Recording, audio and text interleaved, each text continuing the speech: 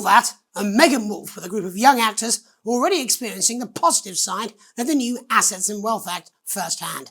They'll be talking and performing later. That's all coming up on tonight's National Nightly News.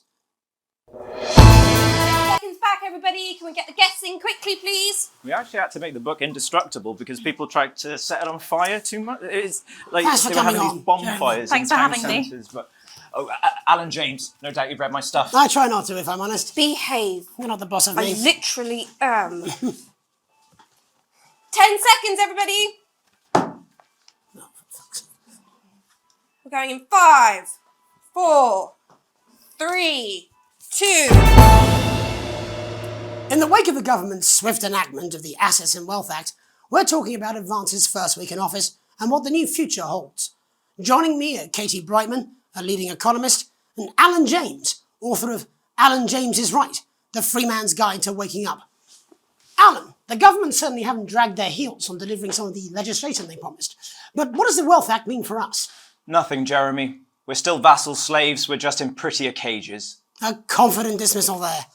Katie Brightman, do you agree? I'm afraid I don't, no.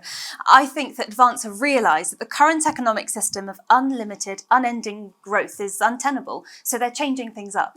There I agree with you. They're moving to the next steps in the grand plan. Grand plan, Alan. It's all in my book. Alan James is right, Jeremy. We're to become the great herd, ignorant, sterile and short-lived. That's what they want. Or perhaps Advance have just realised that if we carry on the way we are, we will destroy ourselves and this planet in a mad orgy of consumption, if you'll excuse the colourful metaphor. Yes, orgy is the right word. Only it'll be the overlords having an orgy on our poor broken backs. It's all in my book. Alan James is... Shamelessly self-promoting? Katie, how do you think the rest of the world will respond to this new approach? I think they're watching carefully. Advance are the most disruptive threat that the world powers have faced since the last Great War. Yes, Katie's right. War is inevitable. Thank you, but that isn't And what this will not be a war like we've ever seen before. We're talking millions of deaths. We're talking high-tech weapons that can level entire cities. We're talking... Out of the wrong orifices? Mock me all you like, Jeremy, but when they murder your parents and they poison your food and they take you away to their camps for hypno-brainwashing, who will be laughing then? That might be a great way to sell books, Alan, but you know full well that isn't going to happen in a democracy. Democracy is dead. Yes, Advance are radical, and change is always frightening, but the truth is that the Wealth and Assets Act has made more than 90% of the population wealthier and is on target to produce a permanent end to poverty. Bollocks! What this young lady doesn't understand, Jeremy, is that these are the same people. Maybe they've rebranded, but it's all a little circus act to keep us from seeing the tyrant behind the curtain. That's where you're wrong, Alan. For a start, they've mobilised the youth vote like we've never seen before. You say mobilise, I call it grooming. The grooming of an entire generation to walk happily into eternal bondage. They're like psychic paedophiles. But based on the facts, Katie, what are your predictions? The Assets and Wealth Act is only the first step.